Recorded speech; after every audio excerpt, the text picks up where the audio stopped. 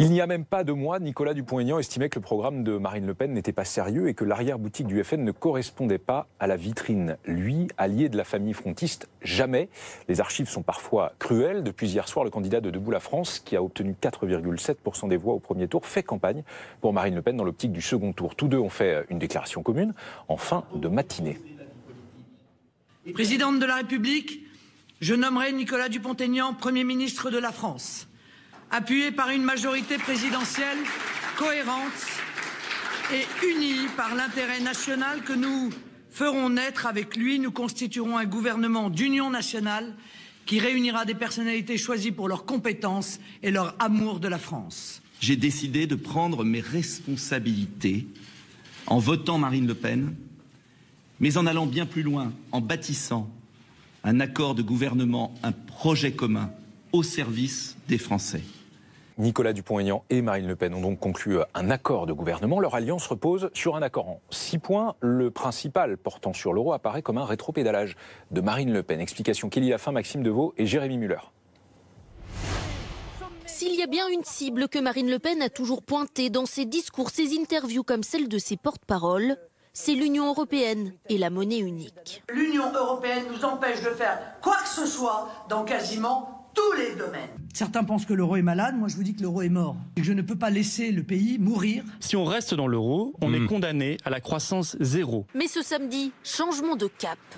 Si elle gagne l'élection, la sortie de l'euro n'est plus une priorité. Il y a toute une politique économique à mettre en œuvre immédiatement qui n'est pas liée à cette nécessaire transition de l'euro monnaie unique vers l'euro monnaie commune. Et s'il y a référendum sur la question européenne, dit Marion Maréchal Le Pen, il n'est pas pour tout de suite. Il y aura un long débat, vraisemblablement peut-être de plusieurs mois ou peut-être plusieurs années avant que nous prenions cette décision historique. Drôle de revirement, alors qu'un mois auparavant, le calendrier était très précis. Je négocierai pendant 6 mois.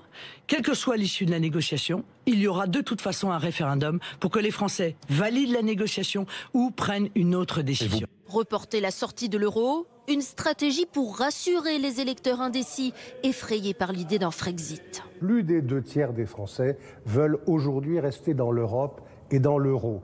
Donc ils se méfient de ces processus de type Brexit qui, pour le moment, ils ne sont pas prêts à accepter. Un risque toutefois, celui de ne plus pouvoir mettre en œuvre un programme économique qui, selon tous les cadres du parti, ne peut fonctionner qu'avec une monnaie nationale. Bonsoir Aurore Berger. Bonsoir. Soyez la bienvenue, vous êtes membre du comité politique d'Emmanuel Macron. En face de vous, Bernard Monod, bonsoir. Bonsoir. Bienvenue également, vous êtes eurodéputé FN, stratégiste économique du Front National. Dupont-Aignan fait ce qu'il avait dit qu'il ne ferait pas. Marine Le Pen ne fera pas ce qu'elle avait dit qu'elle ferait. Finalement, qu'est-ce qui vous distingue du système ? Écoutez, c'est des alliances. On a le droit aussi de s'allier entre patriotes. Pourquoi ce ne serait pas le cas? Les mondialistes le font et nous aussi, côté patriotes. Donc vous êtes tous pareils, entre guillemets, il n'y a pas de système d'antisystème. Ça veut rien dire, ça veut rien dire. Regardez l'UMPS qui s'est rallié à M. Macron, justement pour garder leur place et leur prébande. Non mais c'est ce que je dis finalement, vous faites voilà. comme eux. Sauf que nous sommes dans l'opposition, monsieur. Donc avec la volonté de conquérir le pouvoir, bien entendu. Sur l'alliance en elle-même, la France. Quelle est la logique même de cette alliance ? Au-delà des accords d'appareil, quoi. D'avoir une plateforme de gouvernement avec un programme commun. Ils se sont entendus sur quelques points très précis, mais de toute façon, le programme était déjà relativement proche les uns des autres. Cette alliance, Aurore Berger, vous la macroniste, si j'ose dire, elle vous inquiète ou pas ? Alors, elle ne m'inquiète pas, c'est finalement une clarification de la part de Nicolas Dupont-Aignan, en tout cas de sa part à lui personnelle, puisqu'un certain nombre de gens de son propre parti, notamment le vice-président de Debout la République, a annoncé qu'il démissionnait de ses fonctions. Debout la France, oui, c'est vrai, pardon, a annoncé qu'il démissionnait de ses fonctions. Voilà, mais moi je ne suis pas sûre que ça passionne les gens, les histoires d'arrière-boutique entre l'extrême droite. Voilà. C'est au minimum un symbole, vous ne pouvez pas le nier. Jusqu'à présent, il n'y avait pas eu d'alliance comme ça. Mais quel symbole ? Celui de négocier des circonscriptions pour les candidats de Nicolas Dupont-Aignan, celui d'éviter à son parti la banqueroute parce qu'il n'a pas réussi à faire 5% aux élections présidentielles. C'est ça la vérité de cet accord. Et puis des renoncements, des reniements de la part de Marine Le Pen, vous les avez soulignés. Qu'est-ce qu'elle fera, qu'est-ce qu'elle ne fera pas? En fait, on ne peut pas lui faire confiance, puisqu'elle change à une semaine de l'élection présidentielle, ce qui était au cœur de son projet. Est-ce que c'est le nouveau projet ou est-ce que c'est l'ancien auquel il faut se fier? Sans compter Nicolas Dupont-Aignan, qui avait dit tellement de mal de Marine Le Pen et qui ose se revendiquer de l'héritage gaulliste pour mieux se jeter dans les bras de ceux qui avaient avait condamné et combattu le général de Gaulle. Je rebondis sur ce que dit Aurore Berger, parce que c'était ma prochaine question, ça tombe bien. Si Marine Le Pen est élue, Bernard Monod, son Premier ministre sera celui qui, pendant plusieurs années, a martelé qu'il n'avait rien à voir avec elle. C'est pas un peu gênant en termes de cohérence ? Pas du tout. Mais d'abord, je voudrais quand même réfuter le terme d'extrême droite de mademoiselle Berger, parce que les patriotes sont des gens qui défendent d'abord les intérêts de la France et des Français. Voilà. Donc ça, je vois pas en quoi. Sur l'échiquier politique, Mélenchon est à l'extrême gauche, vous êtes à l'extrême droite. Je trouve infamant la présence de M. Macron à Oradour-sur-Glane, voyez, parce que pendant toute la Ve République, aucun homme politique n'a eu l'outrecuidance d'être présent à Oradour-sur-Glane, parce qu'il y a une question. On reviendra sur cet aspect-là de l'histoire qui s'est mise dans la campagne. C'est le vrai sujet. Quand vous allez sur les façades d'Oradour-sur-Glane, on va y revenir, Bernard Monod. Et recueillement, voyez. La présence de M. Macron là-bas, c'est une indécence. On va y revenir sur l'histoire qui s'est mise dans la campagne. Vous répondrez tout à l'heure, Aurore Berger. S'il vous plaît, on mélange pas tout parce que sinon on va rien comprendre. C'est le vrai sujet. On va y revenir tout à l'heure. On va également parler du déplacement demain au mémorial de la Shoah d'Emmanuel Macron. Tout à l'heure.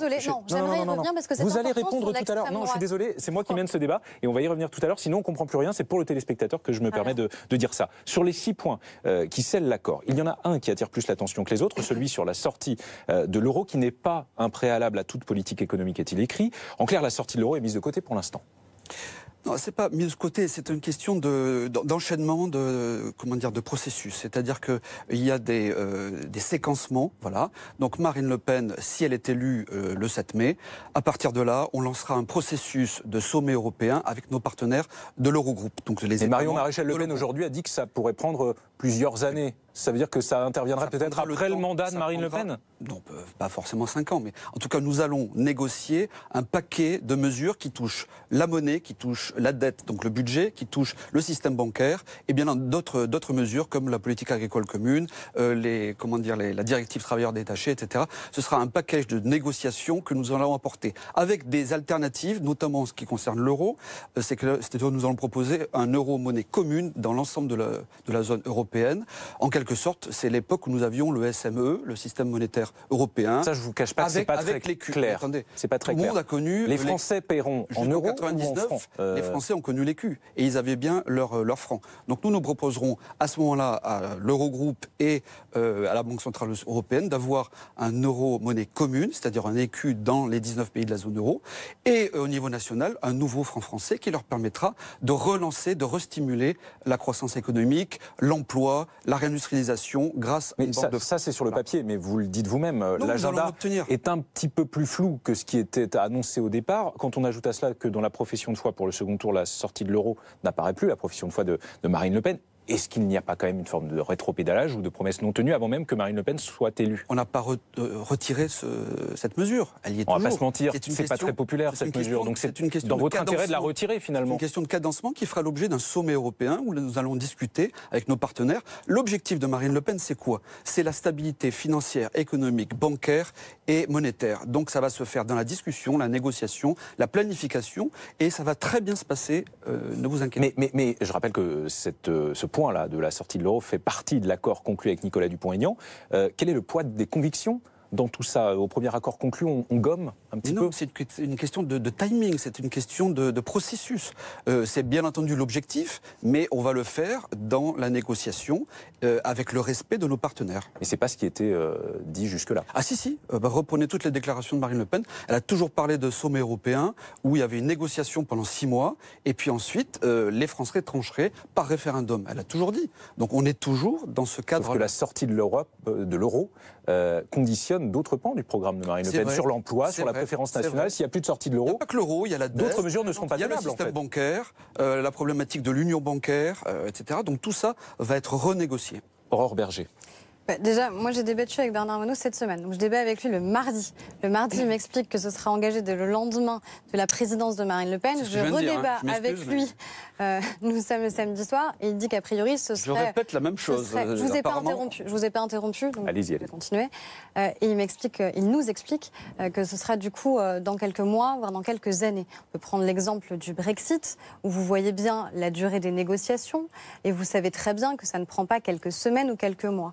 Le Front National oublie également de dire que aucun traité ne prévoit aujourd'hui la sortie de l'euro et que la sortie de l'euro conditionne donc la sortie de l'Union européenne. Et ça, vous le savez pertinemment. Et donc, je parle de renégociation, c'est bien ce que je viens de dire, madame. Et le timing, il est tout à fait là. Marine Le Pen explique qu'elle négociera d'État à État. Cela n'est pas possible tant qu'on est membre de l'Union européenne. On négocie avec l'ensemble des partenaires européens. Donc, elle sait très bien qu'à la fois, elle essaye ce rétropédalage parce qu'elle sait que ça fait peur aux Français, évidemment, que ce soit la sortie de l'euro, que ce soit la sortie de l'Union européenne, sachant encore une fois que la sortie de l'euro conditionne la sortie de l'Union européenne. Elle oublie évidemment les conséquences qui seraient désastreuses sur la dévaluation de notre monnaie, sur la question des épargnants. Vous savez, moi, finalement, je ne serais pas impactée. Ce n'est pas moi qui vais forcément y perdre. C'est les petits retraités qui vont y perdre. Ce sont les petits épargnants qui vont y perdre et qui vont voir tout d'un coup leur épargne, elle, baisser de 20 à 30%. Regardez le cours de la livre sterling. Et ils n'étaient pas dans la zone euro. Ils sont juste en train d'essayer de réaliser la sortie de l'Union européenne. Il y a d'ailleurs un sondage qui est sorti aujourd'hui qui dit qu'une majorité de Britanniques, désormais, regrettent le Brexit. Aujourd'hui, la livre sterling a perdu 20% de sa valeur depuis 6 mois. Qu'est-ce qui se passera demain pour le soi-disant franc si jamais on sort de la zone euro et donc de l'Union européenne? Dans une interview aux Parisiens aujourd'hui en France à paraître demain, Marine Le Pen revient, semble-t-il, sur sa position sur l'euro. Elle réaffirme son souhait, si elle est élue, de maîtriser notre monnaie, car pour elle, l'euro est mort. C'est exactement ce que je viens de vous dire. Voilà. Non, il y a une ambiguïté. Pas sûr de très bien comprendre dans votre programme. Le positionnement, c'est important, Bernard Monod, parce que c'est quand même l'une des promesses phares de Marine Le Pen jusqu'à présent. Oui, mais c'est ce que je viens de vous dire. Rien n'est changé, c'est une question de cadencement dans des négociations avec une ouverture de sommet européen. Je viens de vous le dire, et c'est ce que je disais déjà en début de semaine. Alors, rien n'a changé. François Hollande mais je voudrais quand même répondre, parce qu'il y a beaucoup de sottises qui ont été dites là. Très vite, parce qu'après, on n'aura pas le temps d'aborder sur les retraités, par exemple, mademoiselle Berger ne parle pas de la hausse de 1,7% de la CSG, qui va frapper directement les retraités de la classe moyenne, et vous le savez très bien, ça vous n'en parlez pas. Et puis, quant au Royaume-Uni, aujourd'hui, ils ont effectivement une livre sterling qui a diminué, et tant mieux. De 20%, oui. Et tant mieux, parce que du coup, ça permet... Oui, ça permet aux exportations. Ça permet justement aux exportations de décoller. Et puis je vous rappelle qu'ils ont quand même le plein emploi. Le Royaume-Uni a le plein emploi et une croissance à plus de 2%. Voilà. Ce qui n'est pas le cas de la France. Mais ce qui est le cas d'un certain nombre de pays qui sont dans la zone euro, et vous le savez bien. Combien? Dites lesquels. Mais moi, j'aimerais bien que vous me donniez un seul. Vous parlez lesquels? Donnez-moi un seul exemple d'un pays qui a mis l'extrême droite au pouvoir et qui a réussi. Extrême droite, c'est faux, madame. Un seul exemple. Mademoiselle. Mais donnez-moi un seul exemple d'un pays qui a mis l'extrême droite au pouvoir et qui a réussi. C'est ça que vous promettez aux Français. Apprenez votre histoire de France avant de parler. Je voudrais que l'on revienne sur l'histoire, justement, puisque vous en parlez. Je veux bien qu'on parle de l'histoire. Cette semaine de l'entre-deux-tours a été marquée par l'histoire qui a fait son apparition. Emmanuel Macron s'est rendu hier à Oradour-sur-Glane, tandis que le président par intérim du FN a dû quitter son poste.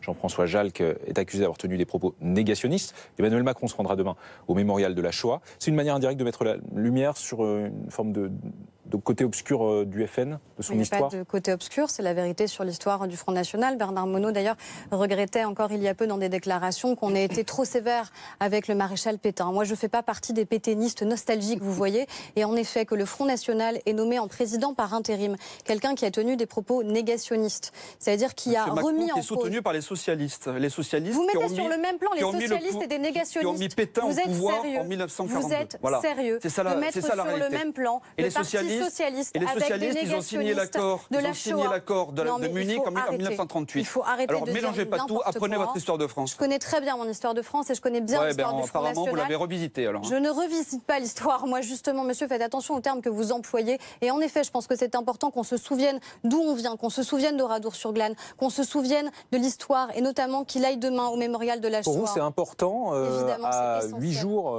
et demain à 1 semaine du second tour, de se rendre au mémorial de la Shoah. Hier, à Oradour-sur-Glane, c'est pas intéressé ce genre de déplacement? Il y a une journée nationale, monsieur, demain, sur la déportation. Il y a une journée nationale qui commémore en France ceux qui sont morts en déportation. Je pense que ça peut être important, du coup, de se rendre sur le mémorial de la Shoah pour honorer ceux qui sont morts. Parce qu'il y a eu une lâcheté de l'État français. Lâcheté de l'État français qui a été balayée d'un revers de main par une Marine Le Pen quand elle a reparlé de la rafle du Veldiv. C'est ça le Front National, monsieur. Je ne vois pas en quoi c'est incompatible avec ma question de savoir si c'est aussi une forme de stratégie politique pour former une espèce d'antiparallélisme avec Marine Le Pen. Mais moi, je vous dis juste qu'évidemment, Nous ne sommes pas l'extrême droite, nous ne sommes pas le Front National, nous n'avons pas dans nos rangs des négationnistes, nous n'avons pas dans nos rangs des nostalgiques de Pétain, nous n'avons pas dans nos rangs des gens qui remettent en cause la responsabilité de l'État français dans la rafle du Veldiv. Et oui, évidemment, c'est important de commémorer celles et ceux qui sont morts malheureusement en déportation. Bernard Monod, le passé sulfureux, qui n'est pas forcément que du passé parfois d'ailleurs, c'est parfois aussi du présent, du Front National, qui ressurgit encore cette semaine.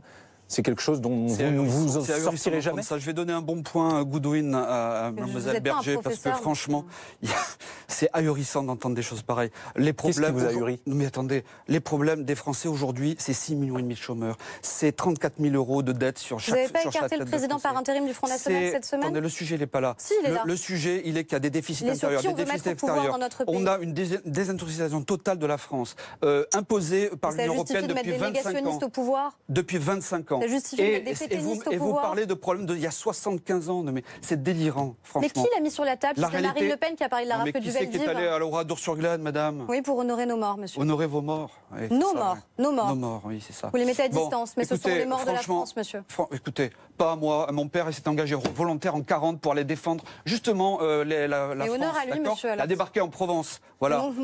Mes deux grands-pères ont fait 14-18. Alors les leçons de monsieur Macron sur l'histoire de France, qui vient en plus accuser les Français d'Algérie d'avoir commis des crimes contre l'humanité et mettre en parallèle avec les nazis. Il dit dans le Figaro aujourd'hui regretter d'avoir les tenu Français ces d'Algérie, propos. les enfants, les petits-enfants, le 7 mai, ils vont s'en souvenir, croyez-moi. La vérité, c'est que vous avez écarté du pouvoir quelqu'un qui était un négationniste et qui était président par intérim du Front National. Sinon, vous ne l'auriez pas écarté. Il est Il est quoi ? Allez, ok, d'accord. Il est quoi, monsieur ? On passe à des sujets qui intéressent les Français. Vous avez raison. On parle de problèmes d'il y a 75 ans. Alors allez-y. Les millions de morts de la France, c'est si peu important. La déportation, c'est si peu important. À tous les deux, je précise que dans 4 jours, ce sera peut-être aussi animé, dans 4 jours aura lieu le débat, l'unique débat de l'entre-deux tours que vous pourrez vivre en direct sur BFM TV à partir de 21h, mercredi soir, donc édition spéciale dès 17h, avant le débat et après le débat également. Évidemment, merci à tous les deux d'avoir accepté l'invitation de Week-end Direct.